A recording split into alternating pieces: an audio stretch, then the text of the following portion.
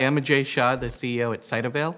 At Cytovale, we're combining some really exciting advances in both bioengineering and applied machine learning to open up a whole new paradigm of medical diagnostics.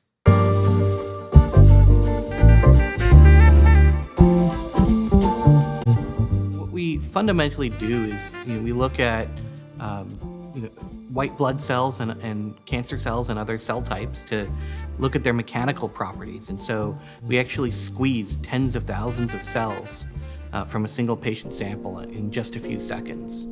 And we do this by using kind of new cool technologies from fields like microfluidics, high-speed imaging, and so on, to line these cells up in a single file row and smash them against a wall of fluid. And as they smash against that wall, we use ultra high-speed imaging to image that entire stack, and then use applied machine learning to really characterize those cell events.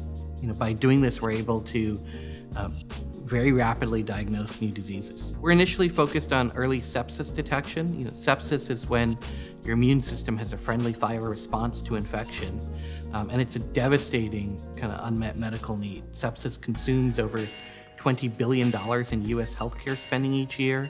Mortality rises, per hour of delayed recognition, and it's the #1 inpatient cost in the U.S. The core technology comes out of our academic co-founder, who's a professor at UCLA, Dino DiCarlo. And we got together about 5 years ago now to start developing the hardware piece of what we do. And what's been interesting is that, over the last few years, as a larger in the larger community, we've seen a huge growth in the use of computer vision and applied ML, and harness a lot of the advances that have come from things like autonomous vehicles and go apply them to our space in bioengineering. And so that's really exciting.